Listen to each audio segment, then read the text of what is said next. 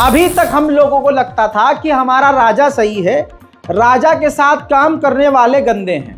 हमारा राजा झूठ बोलता है, लेकिन इस लेवल पर झूठ नहीं बोलता कि अगला आदमी कहे कि यार एकदम खुला झूठ बोल रहा है। चलो ठीक है, राजनीति में थोड़ा बहुत झूठ चलता है, लेकिन हमने नहीं सोचा था कि राजा खुलकर जनता की आंखों में आके डालकर पूरी बेगैरती से जो चीज हुई नहीं है वो बोलेगा और ठोक के बोलेगा। उसकी आईटी सेल को, उसके कार्यकर्ताओं को देखकर लगता था कि ये जाहिल हैं, हमारा राजा बुरा नहीं है, ये बुरे हैं, इसकी वजह से राजा बदनाम हो रहा है।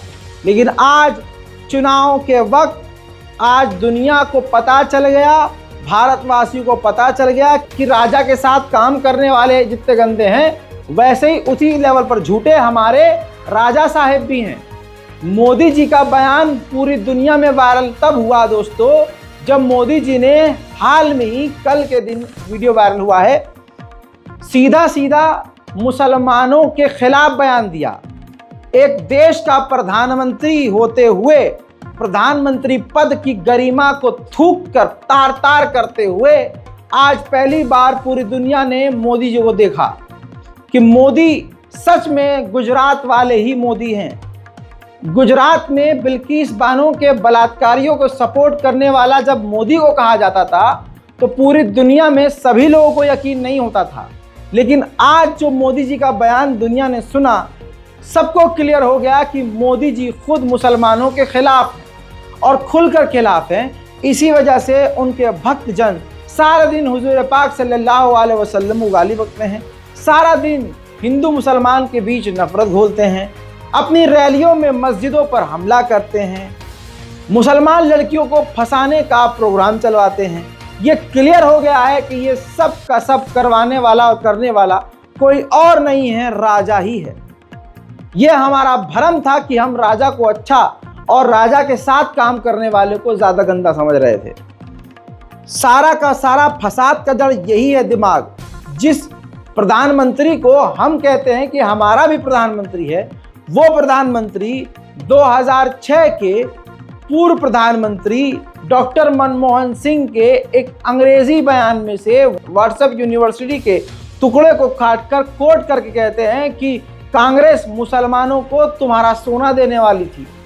कांग्रेस पूरे भारत के मुसलमानों को ये देश की जमीन सौंपना चाह रही थी,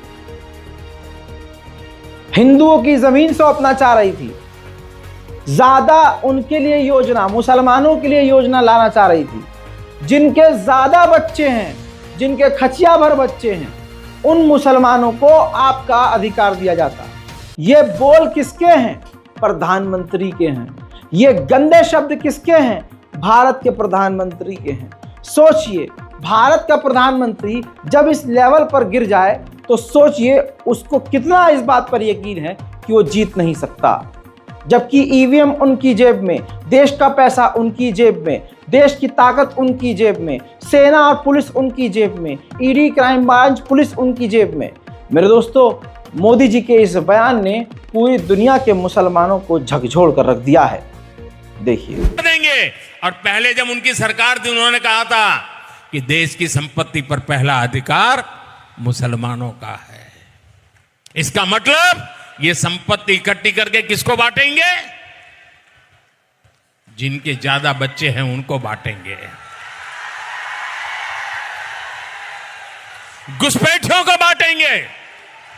क्या आपकी मेहनत की कमाई का पैसा घुसपैठियों को दिया जाएगा? आपको मंजूर है? ये कांग्रेस का मैनिफेस्टो कह रहा है कि वो माताओं बहनों का सोने का हिसाब करेंगे, उसकी जड़ती करेंगे, जानकारी लेंगे और फिर उस संपत्ति को बांट देंगे और उनको बांटेंगे जिनको मनमोहन सिंह जी की सरकार ने कहा था कि संपत्ति पर पहला अधिकार मुसलमानों का है। भाइयों बहनों, ये अर्बन नक्सल की सोच, मेरी माताओं बहनों, ये आपका मंगलसूत्र भी बचने नहीं देंगे, यहां तक जाएंगे मैं कहने आया हूं। मेरे दोस्तों, ये बयान झूठा था। मोदी जी झूठ बोल रहे हैं और मोदी जी के साथ रहने वाले भी झूठ बोलते हैं। मैं बता दूं कि द लल्लन टॉप ने इसको पहले ही क्लियर कर दिया जब बीजेपी की आईटी सेल इसको घुमा रही थी कि डॉक्टर मनमोहन सिंह ने ऐसा ऐसा ऐसा ऐसा कहा है, जबकि डॉक्टर मनमोहन सिंह ने कुछ भी मुसलमानों के लिए नहीं कहा था, अल्पसंख्यक कहा था और कहा था कि जो फीचर्स, जो सेवाएं सभी के लिए हैं, वो तमाम सेवाएं अल्पसंख्यकों के लिए भी हैं, माइनॉरिटीज़ के लिए भी हैं। ऐसा नहीं कहा गया जैसा मोदी ने कहा। आइए, लल्लन टॉप के सौरभ द्विवेदी हिंदी में समझा रहे हैं। जो बात मैं आपको समझाऊंगा तो आपको लगेगा कि मैं ज़्यादा उसको साफ करके समझा रहा हूं। तो सौरभ द्विवेदी को ही सुन लीजिए कि डॉक्टर मनमोहन सिंह के बयान पर उन्होंने क्या साबित किया और क्या सच है, और हमारे देश का प्रधानमंत्री ऐसा क्यों झूठ बोल रहा है, इस स्तर पर गिरकर झूठ क्यों बोल रहा है, यह अपने में एक बड़ा सवाल होगा। देखिए द लल्लन टॉप। इस भाषण का हम आपको वो पैराग्राफ बताएंगे जिसमें ये कथित विवादित लाइन है, ताकि आप संदर्भ समझ सकें। भाषण अंग्रेजी में है, आपको स्क्रीन पर उसकी इबारत नजर आ रही होगी। मैं सहूलियत के लिए उसका हिंदी अनुवाद बताता चलता हूँ। मनमोहन सिंह ने कहा था, मेरा मानना है कि हमारी सामूहिक प्राथमिकताएं स्पष्ट हैं। कृषि, सिंचाई, जल संसाधन, स्वास्थ्य, शिक्षा, ग्रामीण बुनियादी ढांचे में महत्वपूर्ण निवेश और सामान्य बुनियादी ढांचे के लिए आवश्यक सार्वजनिक निवेश की जरूरत है। साथ ही अनुसूचित जाति, अनुसूचित जनजाति, अन्य पिछड़े वर्गों के लोग, इनके उत्थान के लिए कार्यक्रम हो। अल्पसंख्यकों, महिलाओं और बच्चों के लिए कार्यक्रम हो। अनुसूचित जातियों, अनुसूचित जनजातियों के लिए योजनाओं को पुनर्जीवित करने की भी जरूरत है। हमें नई योजनाएं लाकर यह सुनिश्चित करना होगा कि अल्पसंख्यकों को और खासकर मुस्लिमों का भी उत्थान हो सके, विकास का फायदा मिल सके। इन सभी का संसाधनों पर पहला हक है। केंद्र के पास बहुत सारी जिम्मेदारियां हैं और ओवरऑल संसाधनों की उपलब्धता में सबकी जरूरतों का समावेश करना होगा। आपने सुना, इस भाषण में कहीं नहीं कहा गया कि देश के संसाधनों पर पहला हक किसी एक समुदाय का है। Doctor Manmohan Singh SC, ST, OBC, महिलाएं, बच्चे और अल्पसंख्यकों, खासकर मुस्लिमों की बात कर रहे थे। कलेक्टिवली कह रहे थे कि ये जो पिछड़े हैं, इनका देश के संसाधनों पर पहला हक है। इसी संदर्भ में कहा गया संसाधनों के बारे में, और अल्पसंख्यकों में मुस्लिम भी शामिल हैं। लेकिन उनके बयान को इस तरह से प्रचारित किया जाने लगा अगले रोज से ही कि प्रधानमंत्री बोले मुसलमानों का संसाधनों पर पहला हक, और फिर दूध का दूध, पानी का पानी यही हो गया। देश का प्रधानमंत्री इस लेवल पर गिर के झूठ बोलने लगेगा, किसी ने ख्वाबों ख्यालों में नहीं सोचा था। इसके बाद कांग्रेस के सीनियर दिग्गज नेता पवन खेड़ा ने चैलेंज किया है मोदी को। हालांकि मोदी कोई चैलेंज एक्सेप्ट नहीं कर पाते, क्योंकि ED, PD, CBI, crime branch रखी, इसलिए उन्होंने पूरा घेरा बनाकर खुद बीच में है। हिंदू मुसलमान के बीच एक्सट्रीम लेवल के नफरत को बढ़ाकर जिस तरह से मोदी जी अब किनारे हो गए हैं, आप समझ सकते हैं कि देश को खतरा किससे है। पवन खेड़ा ने साफ चैलेंज किया है कि हमारे कांग्रेस के मैनिफेस्टो में अगर हिंदू और मुसलमान वर्ड दिखा दे तो मैं मान जाऊंगा। सुनिए। देश के प्रधानमंत्री ने आज फिर झूठ बोला। एक चुनाव जीतने के लिए आप झूठ पे झूठ परोसते चले जाओगे जनता को। चलिए, आपकी गारंटियां झूठी, आपके जुमले झूठे, आपके वादे झूठे। अब देश को हिंदू मुसलमान के नाम पर आप झूठ परोस कर बांट रहे हैं। कांग्रेस के मैनिफेस्टो में कहीं भी, मैं ये चुनौती करता हूं प्रधानमंत्री को, कहीं मुसलमान या हिंदू कोई इस तरह का शब्द हो तो हमें बताएं, और ये चुनौती स्वीकार करें, नहीं तो झूठ बोलना बंद करें। कांग्रेस के मैनिफेस्टो में न्याय की बात की है। न्याय नौजवानों के साथ, न्याय महिलाओं के साथ, न्याय आदिवासियों के साथ, न्याय श्रमिकों के साथ। उसमें प्रधानमंत्री को आपत्ति है। आपत्ति हो भी क्यों ना, ये हमारा न्याय पत्र प्रधानमंत्री को आईना दिखाता है और उनके 10 साल के कृत्य दिखाता है। ये पूरे 10 साल इन्होंने हिंदू मुसलमान करके खत्म कर दिए, और आप फिर से चुनाव में आए हैं हिंदू मुसलमान लेकर। शर्म आनी चाहिए प्रधानमंत्री को। झूठ बोलने में भी शर्म आनी चाहिए, और इस तरह से देश को बांटने में भी शर्म आनी चाहिए। अब एक बात तो बिल्कुल क्लियर हो गई है, जैसा आप देख चुके हैं और देख रहे हैं, पूरी तरह से चुनाव में कानून की धज्जियां उड़ाई जा रही है। ये तस्वीर देखिए, भारत का बच्चा बच्चा जय जय श्री राम बोलेगा, ये गाना बज रहा है। कॉपीराइट के चक्कर में मैं आपको अलग से सुना नहीं सकता। और इस गाड़ी के ऊपर साफ लिखा है, जो राम लाए हैं हम उनको लाएंगे। आप देख रहे हैं बीजेपी के नेताओं के साथ, जहां भगवान श्री राम की तस्वीर है, उससे बड़ी तस्वीर बराबर में मोदी जी की भी लगी हुई है। राम मंदिर की तस्वीर लगी हुई है। जबकि चुनाव आयोग ने कहा था कि धर्म के नाम पर वोट नहीं मांगना है। यहाँ तो भगवान को ही रैली में उतार दिया, यहाँ तो प्रभु श्री राम को ही सड़क पर खड़ा कर दिया, गाड़ियों पर चिपका दिया। अब ये हिंदू समुदाय के लोग, इनको क्लियर हो चुका है, लेकिन बेचारे मजबूर हैं। कमाल ये है कि अब जिस तरह से भगवान श्री राम के नाम पर हिंदू मुसलमान करके प्रधानमंत्री वोट मांग रहे हैं, ये क्लियर हो गया है कि हिंदुओं का भी उत्थान नहीं होगा, न हिंदुओं को जॉब मिलेगी, न हिंदुओं को कोई भविष्य होगा, न स्वास्थ्य संस्थाएं होंगी, न हमारा कल्चर अच्छा होगा, न रेलवे अच्छा होगा, न हमारा कोई सिस्टम अच्छा होगा, न हमारे यहाँ से बेरोजगारी खत्म, कुछ नहीं होगी। मोदी जी ने कोई वादा ही नहीं किया, अब है ही नहीं बोलने के लिए, क्योंकि जो पुराने वादे थे वो पूरे नहीं किए, तो अब नफरत फैला रहे। मथुरा से हेमा मालिनी, हमारी आपकी बसंती, वहाँ से सांसद हैं। अब वहाँ ठीक से बोला तो जाता नहीं है, जो काम था उन्होंने छोड़ दिया, डांस करना, नाचना, एक्टिंग करना, लेकिन अब जो है बीजेपी में आ गई हैं। लोकल पत्रकार ने पूछा कि आप अपने कुछ काम गिनाइए, तो अब्बा डब्बा चब्बा हो गई, अपने काम तक नहीं। अबे भाई, काम किया हो तो गिनाएंगी ना। सुनिए। भरोसा है क्योंकि मैंने बहुत अच्छा काम किया है and people are very happy with me. So many roads and so many things I have done which I just don't recognize right now. I don't remember much, but बहुत सारे काम किए हैं। हजरात, हकीकत ये है कि जो मोदी और मोदी के नेता कह रहे हैं वो बिल्कुल झूठ है, कोई सच्चाई नहीं है। उनकी पर्सनल जिंदगी में कोई सच्चाई नहीं, तो यहाँ पॉलिटिकल जिंदगी में कोई क्या सच्चाई होगी। आपने 6 साल पहले एक बयान सुना होगा कि मोदी जी ने कहा था कि मैं चाहता हूं देश का गरीब से गरीब बंदा भी, यानी हवाई चप्पल पहनने वाला भी, हवाई यात्रा करे। ऐसा मोदी जी का कहना था, वो बयान वायरल है। लेकिन आज आप ट्रेन में जाइए, हवाई जहाज तो बहुत ऊपर की चीज़ हो गई, ट्रेन में भी लोग 3rd AC, 2nd AC में बिना टिकट घुस रहे हैं। और जो जर्नल है, जो स्लीपर है या AC कोच है, उसके टॉयलेट तक में लोग भरे पड़े हैं। अब मोदी जी का वो बयान और आज के हाल, मोदी जी का वो झूठा बयान और आज की सच्चाई, दोनों एक साथ, फैसला आप खुद कर लीजिएगा। मेरा तो सपना है कि हवाई जहाज पे कौन लोग बैठने चाहिए। ये जो एक बना हुआ है ना, बड़े बाबू, बड़े बड़े लोग, धनी लोग, ये दुनिया उन्हीं के लिए है। इस देश की जो सुविधाएं अमीरों को प्राप्त हैं, वो मेरे देश के गरीब को भी मिलनी चाहिए।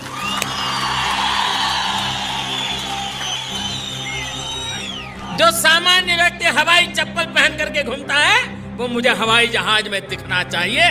ये मेरा सपना है। हालत तो यह है कि विपक्ष को कत्ल किया जा रहा है, सामने वालों को दबाया और मिटाया जा रहा है। केजरीवाल की जान को खतरा है, इंसुलिन लेने नहीं दिया जा रहा है, जो उनकी मेडिकल की ज़रूरत है थी वो पूरी करने दिया नहीं जा रहा है। हालात बिगड़ चुके हैं। तिहाड़ जेल के बाहर कुछ आम आदमी पार्टी के नेताओं ने प्रदर्शन किया कि उनको इंसुलिन दिया जाए, मेडिकल केयर की जाए, लेकिन पहले ही ये बात सामने आ चुकी है कि उनको धीमा जहर दिया जा रहा है। केजरीवाल की जान को खतरा बताया जा रहा है। अरविंद जी को इंसुलिन दो, अरविंद जी को इंसुलिन दो, अरविंद जी को इंसुलिन दो। केजरीवाल की तबीयत कितनी खराब है, उसके लिए ये सबूत आपके सामने है।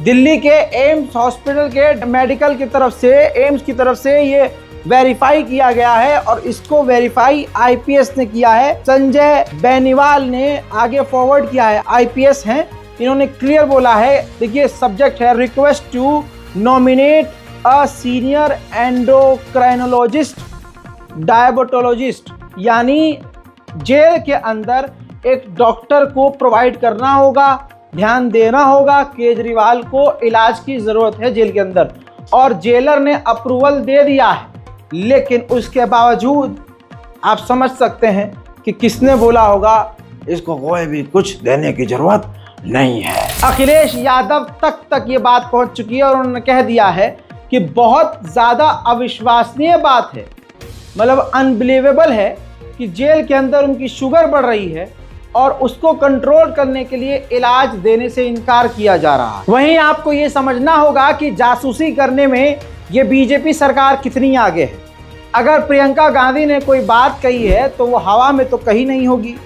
प्रियंका गांधी कहती हैं कि लड़कियों की जासूसी करना अमित शाह की पुरानी आदत, आज मेरी जासूसी कर रहे हैं। यह बात इसलिए बोली गई है क्योंकि खबर यह है कि प्रियंका गांधी और विपक्ष की सरकारों के नेताओं की जासूसी की जा रही है। और आप जानते हैं पेगासस का एक मामला आया था, जिस पेगासस सॉफ्टवेयर के जरिए बड़े बड़े दिग्गज पत्रकारों और नेताओं पर नजर रखी गई थी। उधर बीजेपी के तमाम बड़े दिग्गज नेता इस वक्त सिर्फ धार्मिक एंगल से ही वोट मांग रहे हैं। हाल ये है कि कोई फैक्ट पर बात नहीं करता, नौकरी पर बात नहीं करता, देश की गरीबी पर बात नहीं करता, लोगों के विकास की बात नहीं करता, गरीबी मिटाने की बात नहीं करता, और वो की जाती है तो सिर्फ फर्जीवाड़ा होता है। अब हमारे बीजेपी के दिग्गज नेता जो माशाअल्लाह नेता तब बने, बड़े नेता तब बने जब उन्होंने देश के गद्दारों को गोली मारो सालों को नारा दिया था। ऐसा नारा देने वाले को एक सीनियर पोस्ट मिल जाती है, और आज भी वो खड़े होकर विपक्ष का नाम लेकर अपने ही लोगों से पूछ रहे हैं हिंदू मुसलमान एंगल देने के लिए कि भगवा रंग से आपको कोई तकलीफ है? आपको है नहीं है ना, तो कांग्रेस को क्यों है?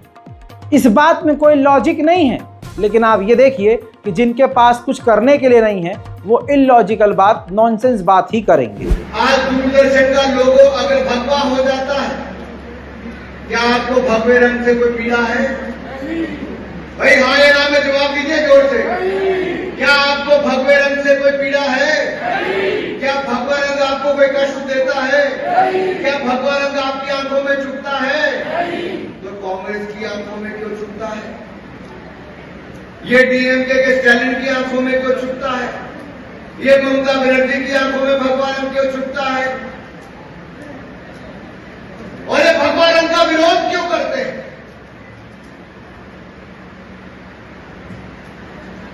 क्यों करते हैं भगवा रंग? मुंबई मालेगांव धमाका करने वाली मुख्य हिंदू आरोपी प्रज्ञा ठाकुर, इनको इस बात का खुमार है कि मोदी जी जैसे सभी को बचाते आए हैं, मुझको भी बचा लेंगे। कोर्ट के बार बार बुलाने पर यह पेश नहीं हुई। आखिरकार मुंबई कोर्ट ने लास्ट डेट 25 अप्रैल की दी है कि 25 अप्रैल को कोर्ट के अंदर अपीयर होना ही पड़ेगा। कर्नाटक के अंदर कांग्रेस की सरकार है। कांग्रेस के नगर निगम पार्षद की जो हिंदू हैं उनकी बेटी का कत्ल हो जाता है, तो कर्नाटक में मौजूद जो बहुसंख्यक समाज के लोग हैं उन्होंने फौरन उसको लव जिहाद का एंगल देके कर्नाटक के भी माहौल को बिगाड़ने की कोशिश की। लेकिन वहाँ के सीएम ने तुरंत सही कदम उठाया और कर्नाटक के ही सीएम साहब सामने आ गए। उन्होंने कहा कि ये हिंदूवादी प्रोपेगेंडा है, साफ साफ लव जिहाद का नाम लेकर प्रोपेगेंडा चलाया जा रहा है। सीएम सिद्धारमैया ने साफ साफ कह दिया, सीधा सीधा कह दिया है, लव जिहाद का कोई इसमें एंगल नहीं है। जो कांग्रेस के काउंसलर हैं उनकी जो बेटिया का कत्ल हुआ है उसमें कोई भी हिंदू मुसलमान एंगल नहीं है। जहां एक तरफ चुनाव चल रहे हैं वहां पर बीजेपी की धोखाधड़ी की भी तस्वीरें आ गई हैं। इस बार वोट मशीन के बराबर में एक और छोटी मशीन रखी गई है। जब आप किसी को वोट देंगे, मान लीजिए आपने कांग्रेस का बटन दबाया है तो वोट आपका कांग्रेस को ही गया है। इसके लिए कांग्रेस की एक पर्ची निकलेगी जिससे आपको यकीन हो जाएगा कि हाँ जो पर्ची निकली है कांग्रेस की निकली है, तो हमने कांग्रेस को वोट दिया तो कांग्रेस को ही पहुंचा है। अब एक वीडियो एक्स पर वायरल हो रही है जिसमें आप दिन में ही दिन दहाड़े देख रहे हैं जिन ईवीएम मशीनों और वीवीपैट मशीनों को सुरक्षा में रखा गया था उनके अंदर की पर्ची को बदला जा रहा है। और ये पर्ची बदलने का काम कौन करेगा? भाजपा से अच्छा और आपसे ज़्यादा कोई जानता नहीं है। देखिए,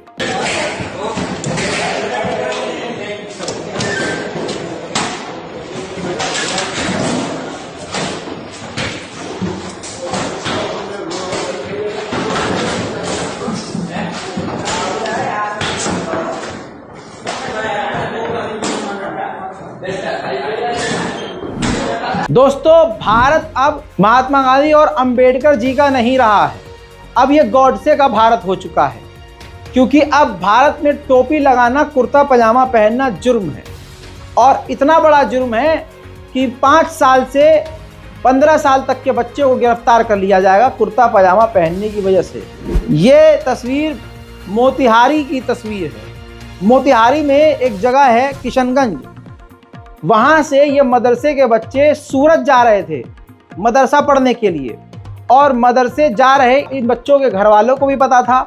टिकट महीना पर पहले ट्रेन की बुक कर दी गई थी, टिकट इनके पास मौजूद था, नाबालिग इनमें बच्चे थे। लेकिन रेलवे स्टेशन पर पुलिस ने इन तमाम बच्चों को गिरफ्तार कर लिया। जी हाँ, सारी जानकारी दी गई, और जो इनके साथ बड़े बुजुर्ग लोग थे उन्होंने मदरसे से भी बात करवाई। मदरसे वालों को भी पता था एक एक बच्चे का नाम कि ये लोग यहाँ आने वाले हैं। उनके घर वालों से बात की गई, मदरसे बच्चों के घर वालों से, तो उनको भी पता था कि हाँ हमने ही भेजा है, हम ही भेज रहे हैं मदरसा पढ़ने के लिए। लेकिन मेरे दोस्तों, पुलिस ने एक आतंकवादी झुंड की तरह इनको गिरफ्तार कर लिया। और टोटल प्रूफ भी है, क्या नाम है, 2 महीने पहले टिकट बना हुए है। जिस मदरसे में जा रहे थे वहाँ से भी मेरे पास फोन आया है, जल्दी से इनको छुड़वा करके मदरसे में भेज दीजिए। वहाँ से भी वो लिख के भेज रहे हैं लेटर मदरसे की, मगर इन्होंने कोई सुनवाई नहीं किया। ये जात पात पर के ले गए हैं। और दूसरी बात क्या नाम है, मुख्यमंत्री जी से मैं हाँ जरूर रिक्वेस्ट करूंगा, जो मैं वीडियो ही डाल रहा हूँ आपके सोशल मीडिया पर, इस पर देखते हुए सही कार्रवाई किया जाए। नहीं तो क्या नाम है, दिन पर दिन आते हुए ये हिंदुस्तान के अंदर कानून के धज्जे उड़ाया जा रहा है। तो इसको क्या नाम है, देखते हुए अपने जो भी उचित कार्रवाई हो, इन जो स्टाफ आए हैं बच्चों को ले गया उन पर कार्रवाई किया जाए। ये 3 आए थे, तीनों के तीनों मैंने रिक्वेस्ट किया, सारा प्रूफ दिया, प्रूफ भी ये नहीं माने, बोले नहीं हम तो लेके जाएंगे। ये जबरदस्ती बच्चों को लेके जा रहे हैं। कोई बच्चा 8 साल का है, कोई 10 साल का है, कोई 12 साल का है, कोई 18 साल का है। एक उस बच्चे उसमें विकलांग है, ये बोले नहीं हम ये बच्चों को लेके जाएंगे, सारा प्रूफ होते हुए भी नहीं माने। और मुख्यमंत्री जी से रिक्वेस्ट करूंगा, जो क्या नाम है, इस पर ध्यान दिया जाए। नमस्कार। ये अपने पावर के दोस्तों, जैसे जैसे चुनाव करीब आ रहे हैं, चुनावी माहौल बना हुआ है, वैसे वैसे असली रंग रूप सामने आ रहा है। मोदी जी का असली रूप आप देख चुके हैं कि मोदी जी के दिल में मुसलमानों के लिए कितनी नफरत है। क्या आज मुसलमान अब खुलकर, जी हाँ, समझ चुका है कि सामने वाला शख्स ही डायरेक्ट नफरत कर रहा है, तो उसके चेले चपाटे हमसे कितनी नफरत करेंगे। चुनाव में अब फाइलों में आग लगना भी शुरू हो चुकी है। अभी कुछ दिन पहले संसद भवन में दफ्तर में आग लग गई, जिसमें कई फाइलें जलकर राख हो गई। इसके बाद दोस्तों, इस आग को भी देख लीजिए, जो लगी गई है या लगाई गई है, आपके समझने के ऊपर है। दोस्तों, ये भड़कती हुई आग ने बड़ा आसान काम कई लोगों के लिए कर दिया होगा। दिल्ली के जनपद इलाके का वायुसेना भवन, हमारा एयरफोर्स का ऑफिस, दिल्ली की सरकारी बिल्डिंग में आग लगने की प्रथा शुरू हो चुकी है। अब हमारे एयरफोर्स के दफ्तर में आग लग गई है। कौन सी फाइल जली होगी, कौन से फर्जी स्ट्राइक की फाइल गायब हो गई होगी, कौन से घोटाले की फाइल जलकर राख हो गई होगी, ये तो आग लगवाने वाला जाने या फिर खुद बीजेपी जाने। हजरात, MIM के नेता इरफान खान ने बड़ी हिम्मत दिखाई है। इतनी हिम्मत MIM के अलावा किसी की औकात भी नहीं है दिखाने की। सुअर दर्शन चैनल के पत्रकार सुअरे चक्रवाणे ने हाल में ही अपने प्रोग्राम में असदुद्दीन ओवैसी को गरियाया था और उनकी मॉर्फ तस्वीर, एडिटेड तस्वीर को शेयर किया था, जिसमें कई बार वो बुर्खा पहना कर भी दिखा देता है ओवैसी को, उनके शक्ल को बंदर की तरह एडिट करके या किसी और जानवर की तरह एडिट करके वो दिखाता रहता है, उकसाने की कोशिश करता है। लेकिन MIM शांत रहा करता था। लेकिन इस बार MIM के नेता इरफान खान ने FIR दर्ज करा दी है। किस तरह से मुसलमानों की मस्जिदों को छीना जा रहा है, सरकारी तंत्र और न्यायिक तंत्र का खेल खेलकर, समझ लीजिए। महाराष्ट्र के जलगांव में एक मस्जिद है जिस पर विवाद चल रहा है। अब सुप्रीम कोर्ट ने उसमें मुस्लिम विरोधी ही बयान दिया है। आप समझ सकते हैं क्या ही उम्मीद करेंगे हम। उसमें हिंदुओं के पक्ष में फैसला देते हुए सुप्रीम कोर्ट ने कहा है कि इस मस्जिद में ताला लगा रहेगा और मस्जिद जब खुलेगी तो अधिकारी खोलेगा। यानी जलगांव मस्जिद विवाद का मामला इतना बड़ा हो गया है कि सुप्रीम कोर्ट ने बड़ा झटका देते हुए कहा है कि जो मस्जिद की चाबियां हैं नगर पालिका के पास रहेंगी। जब फजर में मस्जिद खुलेगी या जब भी नमाज के लिए मस्जिद खुलेगी, अधिकारी आएगा, मस्जिद खोलेगा, नमाज होगी और उसके बाद मस्जिद में ताला लगा दिया जाएगा। अब आप समझ सकते हैं इस्लामोफोबिया भारत में किस लेवल पर है और भीड़ तंत्र चल रहा है। अब जो आपको मैं खबर बताने वाला हूं, इसको ध्यान से सुनने की और समझकर शेयर करने की, ज़्यादा से ज़्यादा शेयर करने की ज़रूरत है। आज हिंदू समुदाय का सड़ा हुआ अंग मुसलमानों को कहता है कि ये तो अपनी बहन बेटियों को नहीं छोड़ते हैं। दिन में भैया होते हैं, रात को सैया होते हैं। बाप अपनी बेटियों के साथ ही करता है। लेकिन दोस्तों कहते ये हैं कि जो जैसा होता है वो वैसा दूसरे को समझता है। ये कहावत सच साबित हो गई है। हिंदू समुदाय के लोग अगर इस तरह की बातें कह रहे हैं मुसलमानों को, तो असल में वो खुद अपनी बहन का या अपनी बेटी का बलात्कार कर रहे हैं। आइए, गाजियाबाद का एक बेहतरीन नाम वाला एरिया है मोदी नगर। मोदी नगर में राम प्रकाश गौतम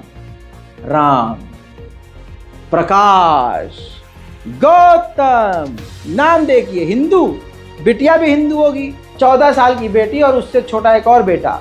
बीवी का देहांत हो गया। राम प्रकाश गौतम, जी हाँ, राम प्रकाश गौतम अपनी बीवी के मौत के बाद अपनी सगी बेटी, हिंदू बाप ने अपनी सगी बेटी का 14 साल की उम्र में बलात्कार कर दिया। और अब यह बलात्कार रोज होता था। रोज जब उसका मन करता था अपनी बेटी पर वो चढ़ जाया करता था। हद ये हो गई थी कि एक बार उसकी बेटी अपने बाप से बलात्कार के बाद प्रेग्नेंट हो गई। बाद में बच्चा गिरवा दिया गया। उसके बाद ये सिलसिला फिर जारी रहा। उसके बाद जब 3 महीने की प्रेगनेंसी हो गई तो उसके बाद पेट में दर्द हुआ तो पता चला कि दोबारा से लड़की प्रेग्नेंट है। फिर से उसका अबॉर्शन बाप ने करवाया। लड़की के बाप ने अपनी बेटी के सर के बाल काट दिए। राम प्रकाश गौतम ने अपनी बेटी से बलात्कार करके बाल काट दिए ताकि वो बाहर न जा सके। बेटी इतनी परेशान हो गई कि उसने खुद के बलात्कार का वीडियो बनाया और अपनी सहेलियों को, अपने रिश्तेदारों को दिखाया, लेकिन कोई नहीं मदद के लिए आया। छोटे भाई को भी पता था कि मेरी बहन के साथ पापा गलत काम कर रहे हैं, राम प्रकाश गौतम गलत काम कर रहा है, लेकिन बेटा भी चुप रहा। आखिरकार बड़ी मुश्किल से अब वो लड़की 18 साल की हो चुकी है। 14, 15, 16, 17, 18 पिछले 5 साल से हर दिन बलात्कार होता। सोचिए उस बेटी ने क्या क्या झेला होगा कि उसका हैवान बाप उसको रोज रेप करता है। और इल्ज़ाम मुसलमानों पर लगते हैं। इस वीडियो को ट्रिम कीजिए, क्रॉप कीजिए, शेयर कीजिए और इनके मुंह पर थूक दीजिए कि तुम हमें कहते हो लेकिन तुम्हारे यहाँ ये चल रहा है। अगर सच में तुम्हारे साथ ऐसा हो रहा है तो हम मदद के लिए आगे आएंगे भैया। मुसलमान आगे हैं। मुसलमान को नाम से बदनाम किया जा रहा है। सारे कर्मकांड इनके अंदर हो रहे हैं। राम प्रकाश गौतम के चंगुल से बमुश्किल लड़की अचानक से कुछ वक्त पहले फरार हो गई और गाजियाबाद कोर्ट में पहुंचकर उसने ये सारे तथ्य खोले, जिसके बाद पुलिस ने गिरफ्तारी की है और एफआईआर में लड़की के भाई और रिश्तेदारों का भी नाम लिखा गया है, क्योंकि सब ने चुप्पी साधी हुई थी। महिला का, उस बच्ची का बयान तो मैं ज़्यादा सुना नहीं सकता, लेकिन छोटा सा क्लिप सोशल मीडिया पे चल रहा है, वो सुन लीजिए। और 2018 में मेरी मम्मी की डेथ हुई थी। जिस दिन डेड बॉडी गई अगले दिन से ही मेरे साथ ये सब काम स्टार्ट हो गया। और 2018 में मेरी मम्मी की डेथ हुई थी। जिस दिन डेड बॉडी गई अगले दिन से ही मेरे साथ ये सब काम स्टार्ट हो गया। गिरने के दौर में सब गिर रहे हैं, लेकिन गिरने का स्तर होना चाहिए। आज हमारी संस्थाएं कितना गिर रही हैं, सोचने की बात। मेरे दोस्तों, यूपी का एक दर्दनाक मामला सामने आया है। इसमें कोई हिंदू मुस्लिम एंगल नहीं है। ये पति पत्नी जो आपको नजर आ रहे हैं, ये खूबसूरत जोड़ा, इसमें अब ये महिला इस दुनिया में नहीं है। कहानी ये है कि प्रार्थी का एप्लीकेशन आपके सामने है। एसओ साहब से एक पुलिस कांस्टेबल छुट्टी की जायज़ फरियाद करता है, जिसमें कारण दिया गया है कि संबंधित कांस्टेबल की पत्नी डिलीवरी हेतु यानी पैदाइश होने वाली है और वो अस्पताल में एडमिट है। लेकिन कप्तान साहब के आदेश अनुसार एसओ द्वारा कांस्टेबल को घर जाने की छुट्टी नहीं दी जाती है। इसी बीच कांस्टेबल विकास निर्मल की पत्नी और उस नवजात बच्ची की मौत हो जाती है। अब मौत हो जाने के बाद कांस्टेबल कप्तान से फिर दुहाई देता है कि मेरी पत्नी और बच्चे की मौत हो गई है, अब तो जाने दीजिए। तब जाकर उस पुलिस वाले को, उस हवलदार को छुट्टी दी जाती है। अब फिर उसके बाद वो अपने गांव यूपी जलौन की तरफ रवाना होता है, जहां वो अपनी नवजात बेटी को मरा हुआ पाता है और धर्म पत्नी को भी मरा हुआ पाता है। नैतिकता की कमी हमारे अंदर कितनी नजर आ रही है आप देख सकते हैं। सीनियर अधिकारियों तक जब यह बात गई है तो अब पुलिस ने, जलौन पुलिस ने बयान जारी करके कहा है कि इससे पहले भी इनको 20 से 25 दिन की लीव दी जा चुकी है। छुट्टियां देने में, अवकाश देने में कभी रोक टोक नहीं की गई है। और हमें जब पता चला कि घर का इमरजेंसी का मामला था और इनके सीनियर्स ने इनको छुट्टी नहीं दी है, तो उनके खिलाफ हमने इन्वेस्टिगेशन करी और इन्वेस्टिगेशन में इनका सीनियर अधिकारी जो है वो गलत पाया गया है, जिसके खिलाफ कार्रवाई की जा रही है। अब पुलिस का बयान भी सुनिए। जनपद जालौन के थाना रामपुरा का यह प्रकरण है। जैसे ही उच्च अधिकारियों के संज्ञान में आया कि थाना रामपुरा में तैनात एक आरक्षी को पारिवारिक इमरजेंसी के तहत अवकाश की जरूरत है, वह थानाध्यक्ष रामपुरा उसके अवकाश के प्रार्थना पत्र को उच्च अधिकारियों को अग्रसारित नहीं कर रहे हैं। तत्काल उक्त आरक्षी की पारिवारिक इमरजेंसी को देखते हुए उसे 30 दिन की ईएल स्वीकृत की गई और उसे रवाना किया गया। पूर्व में भी जब भी इस आरक्षी को जरूरत पड़ी है अवकाश की, उसको अवकाश दिया गया था। पूर्व में उसे 25 दिवस का अवकाश दिया जा चुका है और पुनः इसे 30 दिवस की ईएल स्वीकृत की गई है। थानाध्यक्ष रामपुरा का यह कृत्य लापरवाहीपूर्ण था और इसके लिए उनके विरुद्ध जांच कराई गई। जांच में वे दोषी पाए गए हैं। उनके खिलाफ विभागीय कार्रवाई के आदेश दिए जा चुके हैं। विभागीय कार्रवाई की संस्तुति में जो भी दंड आएगा उस दंड से उनको दंडित किया जाएगा। खैर, कहने को अब पुलिस कुछ भी कहते रहे, अब 30 दिन क्या, उसको 30 साल की छुट्टी दे दो। उसकी तो दुनिया ही उजड़ गई, उसकी जीवन साथी मारी गई और उसकी बेटी भी इस दुनिया में आकर मर गई। अब आप उसको कितनी छुट्टी दे दोगे? उसके दर्द को आप समझ नहीं सकते। दिल्ली के पांडव नगर इलाके में हड़कंप तब मच गया जब बंद घर के अंदर 2 बच्चों की लाश मिली, नाबालिग बच्चों की, भाई बहन की लाश मिली और पत्नी यानी उनकी माँ को इमरजेंसी में बुरी हालत में खूनम खून अस्पताल भर्ती किया गया। अब जब सवाल उठा 10 तरह का, तो कहानी ये निकल के आई कि घर में एक्सट्रीम लेवल का तनाव था, जिसके चलते हुए पतिदेव, जिसका नाम श्याम जी है, उन्होंने अपने बच्चों को गला दबाकर कत्ल किया। एक बच्चे का नाम कार्तिक, जिसकी उम्र 15 साल, छोटी बेटी जिसका नाम आस्था, उम्र 9 साल, इन दोनों का गला दबाकर कत्ल कर दिया और अपनी पत्नी पर धारदार और भारी भरकम हथियार से हमला किया और खूनम खान कर दिया। घर को बाहर से लॉक किया और पास के किसी रेलवे स्टेशन पर जाकर उसने रेलवे ट्रैक के आगे कट कर जान दे दी। अब इसमें कोई तीसरा एंगल नहीं है। कहने का मतलब यह है कि घरों का माहौल भी इतना ज़्यादा तनावपूर्ण आजकल हो चुका है कि इंसान अपनी ज़िंदगी को तबाह करने से पहले सोचता नहीं है। कोशिश ये कीजिए कि कोई तनाव में हो तो उसको पॉजिटिव वाइब्स दीजिए। अगर आप तनाव में हैं तो बोलने की कोशिश कीजिए। दुनिया में रहकर लड़ना सबसे बेहतर है, बजाय इसके कि अपनी ज़िंदगी ख़राब करके कोई भी इल्ज़ाम अपने पर लगवा ले। भैया, मुसलमान सिर्फ नाम से बदनाम है, कर्मकांड तो बहुसंख्यक समाज के हैं। हमें कहा जाता है कि गाय और कुत्ते और सूअर के बच्चों की तरह हम दे दनादन बच्चा पैदा करते हैं, लेकिन एक यूपी का वीडियो सामने आया है। लोकल पत्रकार ने एक हिंदू महिला से सवाल किया है कि मोदी जी इतना बढ़िया काम कर रहे हैं, आप क्या कहेंगी? और ऊपर से बच्चा कम पैदा करने को कहा है, इस पर आप क्या कहेंगी? तो औरत ने बताया कि 14 साल में उसके 18 बच्चे हैं। मेरी मैथ अच्छी नहीं है, मैंने बहुत देर तक सर खुजाया, लेकिन समझ में नहीं आया कि कैलकुलेशन कैसे करूं। लेकिन फिर भी 14 साल में 18 बच्चे, हो सकता है भाई साहब जुड़वा उड़वा का भी सिस्टम रहा हो। लेकिन हिंदू महिला ने जब यह बात बताई तो खुद पत्रकार को यकीन नहीं हुआ, क्योंकि माहौल ऐसा बनाया गया है कि 16-17 बच्चे तो सिर्फ मुसलमान के ही होते हैं। आइए अंधभक्तों के मुंह पर पेशाब करने वाला वीडियो मारते हैं। क्या विचार है? माता जी, क्या नाम है आपका? हमारा राम श्री। योगी सरकार कह रही है अगर 2 से ज्यादा बच्चे होंगे तो क्या किया जाए? योगी जी से क्या कहा जाए? आपके हो बच्चे हो गए, बच्चे क्या पैदा करने की इरादा है? अभी भी इरादा है पैदा नहीं, अब नहीं इरादा है, मर जो हो चुके हैं बच्चे उनको क्या किया जाए? उनको खाना कपड़ा तो मिलने चाहिए, पढ़ाई लिखाई तो मिलने चाहिए, हैं? उनके लिए तो है कि अभी उनको पढ़ाई लिखाई सब कुछ मिलेगा, सुविधाएं मिलेगा, लेकिन नए सिरे से नहीं होगा। ऐसा नए सिर से अब नहीं होंगे बच्चे, आए अब काहे होंगे? कितने बच्चे हैं? हमारे 18 है। 18 बच्चे? 18 बच्चे। आपके 18 बच्चे सही में है या मजाक कर? मजाक नहीं कर, सच में 18? सच में। 11 लड़का है, 7 बिटिया है। 11 लड़के हैं और 7 बिटिया हैं। सबसे बड़े वाले लड़के की उम्र क्या है? सबसे बड़े वाले 30 साल। 30 साल। हाँ। सबसे छोटे हैं? अरे कोई की 28 है, कोई 27 है, कोई 26 है, कोई 24 है, इससे सबके है उम्र। ऐसा कोई साल खाली नहीं गया जिसमें आपके बच्चे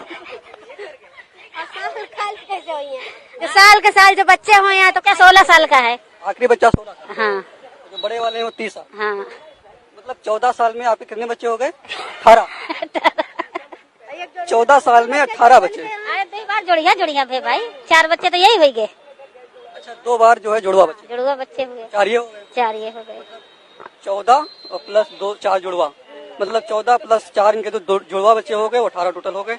फिर भी इतने बच्चे मतलब कैसे हो गए अचानक? मतलब क्या सास ससुर कहाँ तेरे कुछ नहीं इनका लाग की जायदाद बनाने के लिए हमारे पास इतना पौरुख नहीं, ना मजूरी करा था आदमी, इसलिए लड़का बच्चा पैदा कर जब तो दुनिया का दिखाएंगे तब।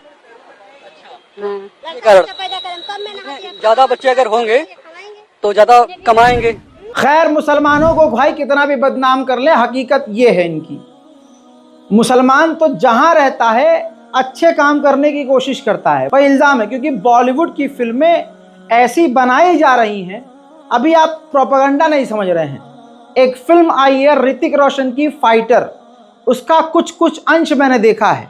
ये फॉर्मेट सेम है।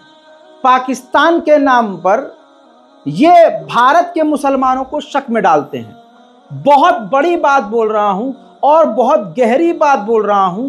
अगर आपने मेरी बात समझ ली तो आज के बाद जब भी आप फिल्म देखेंगे तो अचानक मुसलमानों के खिलाफ उसमें डाला हुआ प्रोपेगेंडा आप अपनी आंखों से पकड़ लेंगे। फाइटर जो मूवी आई है, इसमें हमेशा की तरह एक पायलट, एक सेना का व्यक्ति मुसलमान दिखाया, बाकी 8-9 जो दिखाए गए वो हिंदू समाज से दिखाए गए, और एक पॉजिटिव मुसलमान कैरेक्टर दिखा दिया, और विपरीत में उसके सामने जितने दुश्मन, जितने गद्दार थे, सब मुसलमान नाम दिखा दिए गए, पाकिस्तान का नाम लगाकर।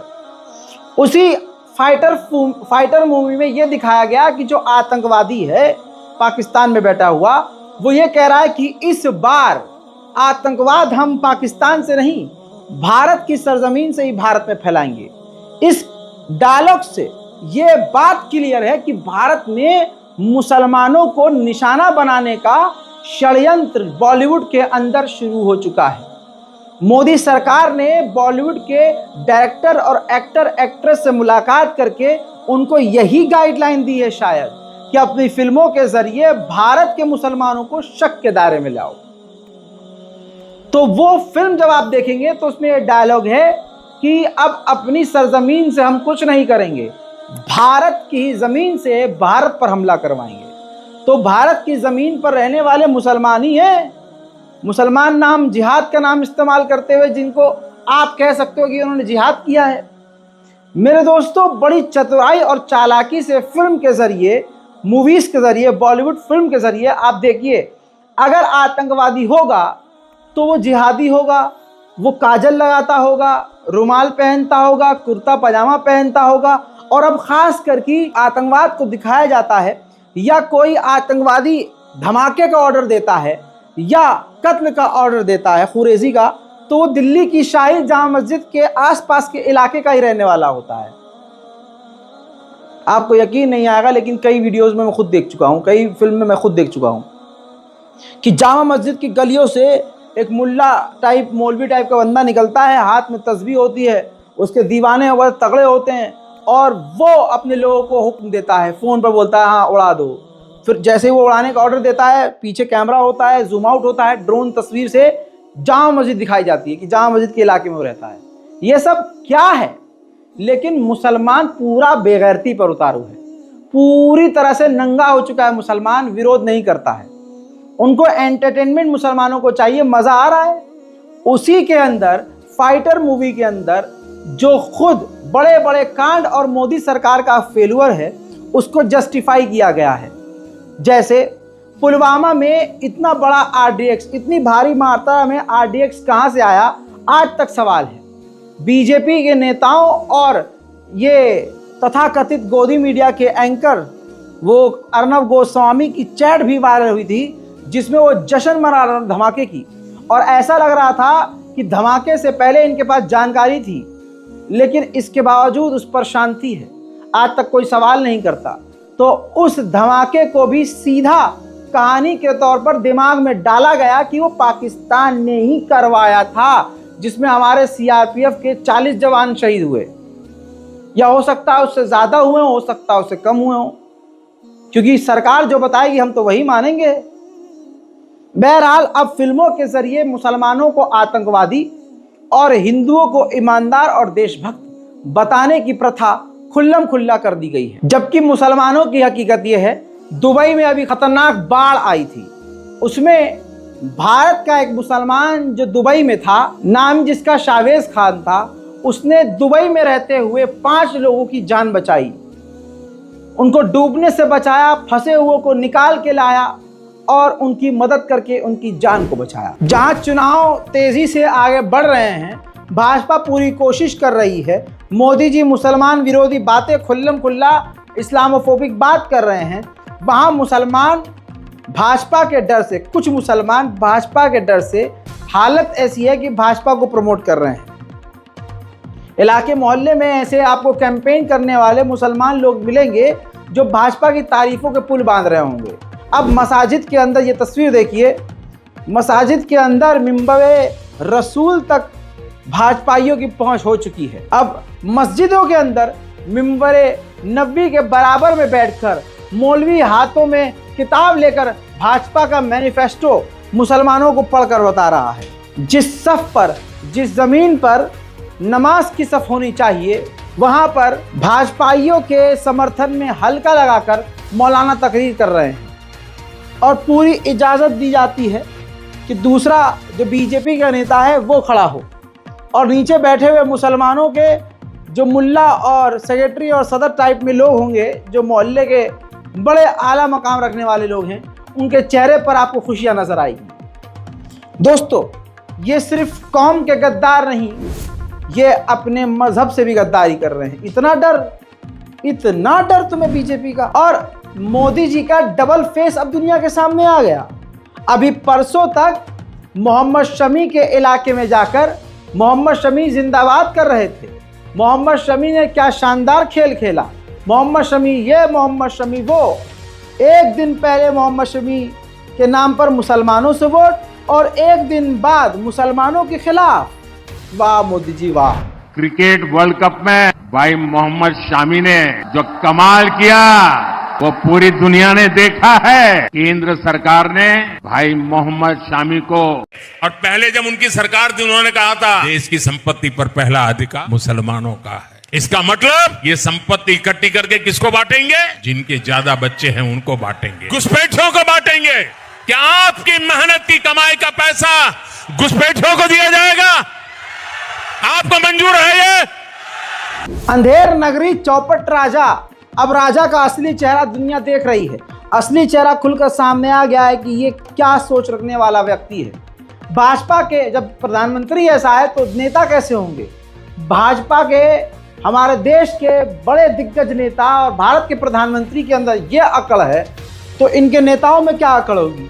हरियाणा के हिसार में हिंदू समुदाय के ही बीच बीजेपी प्रत्याशी और बीजेपी के नेता पहुंचे थे, भाषणबाजी कर रहे थे। उसी दौरान बोलो हुआ है कि नहीं हुआ है, मोदी जी से सीख कर, अरे बोलो हमने ये करवाया, ये करवाया, ये करवाया, हुआ है कि नहीं हुआ, बोलो। अब उम्मीद थी कि लोग बोलेंगे हुआ है, लेकिन लोगों ने कह दिया कि ये काम जो आप कह रहे हैं हुआ ही नहीं है, विकास हुआ ही नहीं है। इस पर भाजपा का नेता बुरी तरह से भड़क जाता है। लेकिन भाई वो हरियाणा के लोग हैं, हिसार के लोग हैं, उल्टी खोपड़ी, तुरंत पलट कर जवाब दे दिया गया कि जबरदस्ती कर रहे हो क्या, दादागिरी है क्या। पूरी वारदात का वीडियो, भाजपा की सच्चाई ये। और रीड मॉडलिंग वाली स्कीम सरकार ने बनाई। उसमें एक खाल 2-2 करोड़ के भी बने, 50 लाख का भी बना, 70 लाख का भी बना, 20 साल के पुराने टूटे खाल सरकार ने बनाए। बड़े है ना जी गाँव में, बड़े है ना गाँव में, बड़े हैं। अरे यार तो रहने देना, तेरा एक आदमी है तो हरियाणा। अरे बात सुन, देखिए ऐसे बदतमीजी नहीं, आगे बढ़े चल सटक है, चल बार एक आदमी बकवास करे जा रहा, क्या मतलब है तेरा? हम बेवकूफ है जो आ रहे सारे हरियाणा की लिस्ट निकाल के तो करा जाए था। ऐसे हर बात में बीच में बोलेगा, नहीं सोएंगे जब। जबरदस्ती कर रहे हो क्या? है जबरदस्ती कर रहे मैं मेरी बात करने आया हूँ। आपको छोड़ो, जिसको वोट पसंद हो डाले, आप तो दबा रहे नहीं जिसको वोट आप तो दबा रहे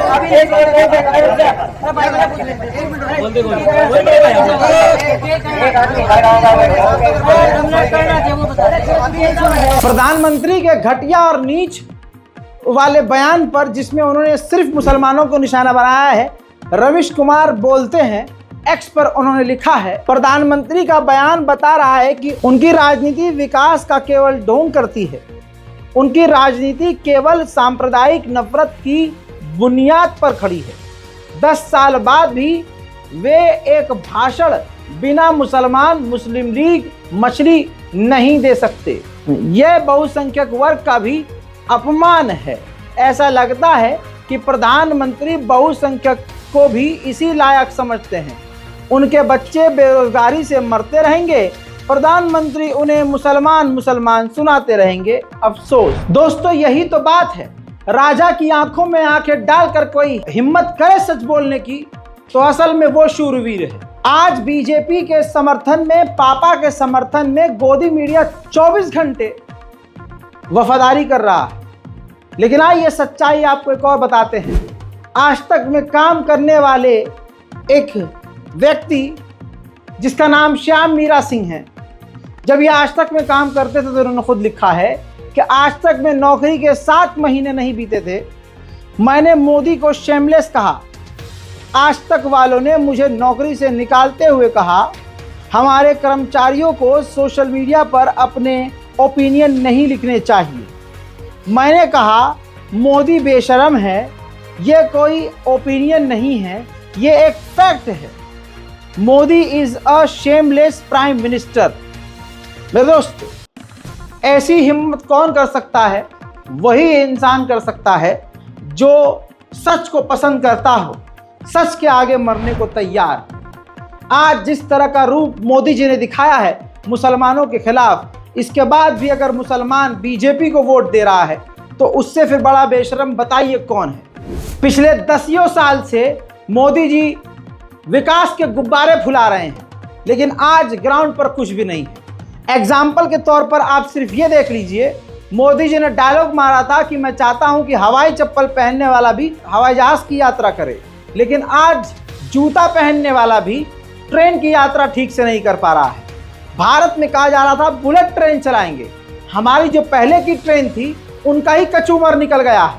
एसी कोच में जाइए या स्लीपर कोच में जाइए, आपका अचार भर जाएगा। देखिए ये हाल है। आगे जगह कहाँ है? नीचे बैठ के रोड पे।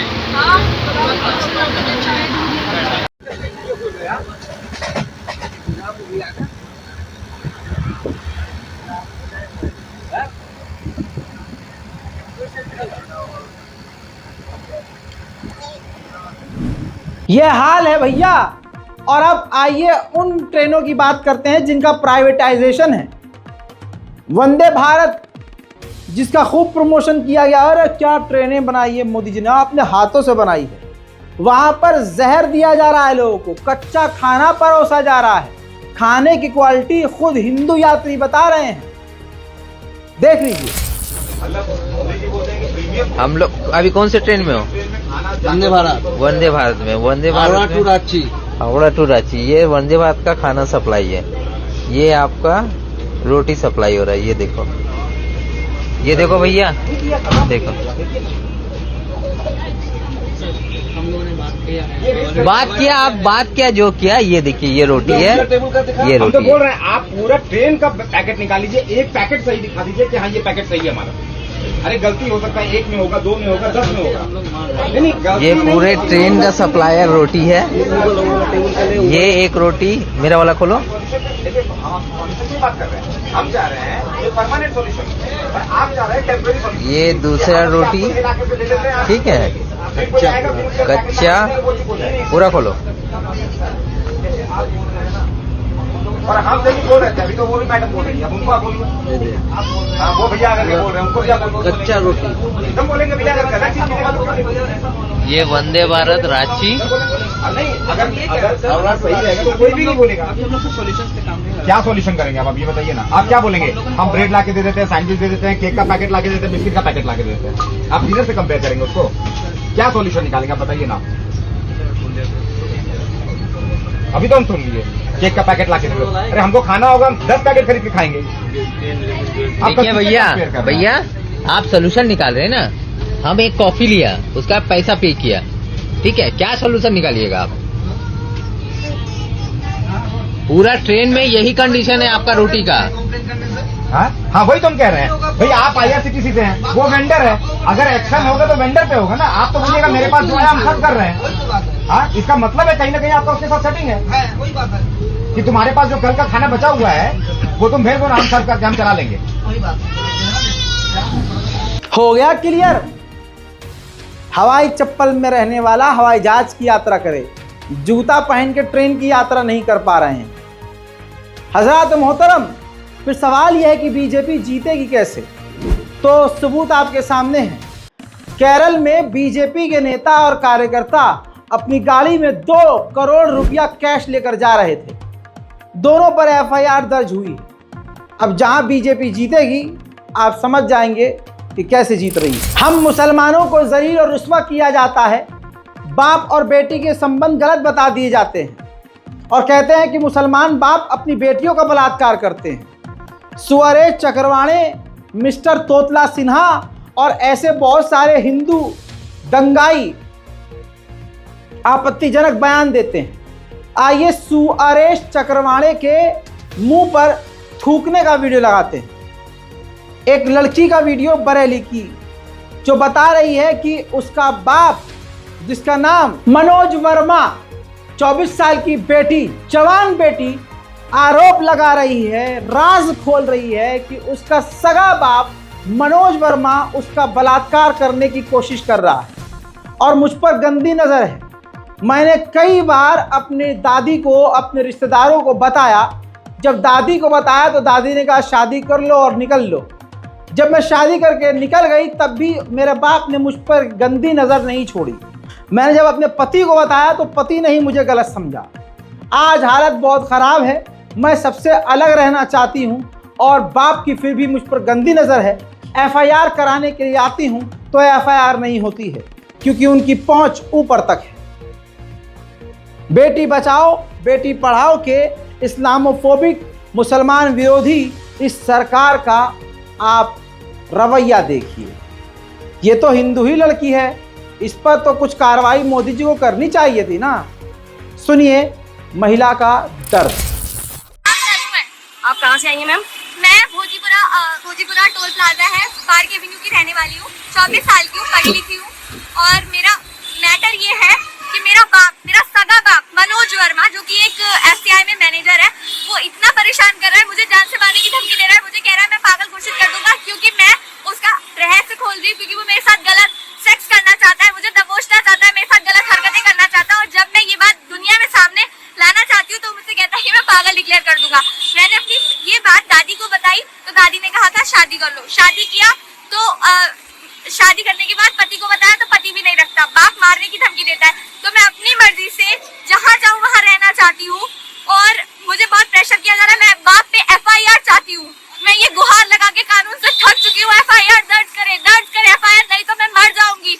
मेरी मौत का जिम्मेदार मिस्टर मनोज वर्मा होगा, अंकित वर्मा होगा। ये सब मुझ पे प्रेशर डाल रहे हैं। पुलिस भी इनके कहने पे चल रही है क्योंकि मुझे नहीं पता किस तरीके का इनका नेता और बहुत लोग इनके जान पहचान के हैं, तो ये लोग मुझ पे प्रेशर डाल रहे हैं। पुलिस मुझ पे बार बार जोर डाल रही है। रेखा देवी जी पे कह रही है कि हम झूठा मुकदमा, फिरौती का मुकदमा कर देंगे। वो मेरी दोस्त है, मेरी मदद कर रही है। यही है कानून।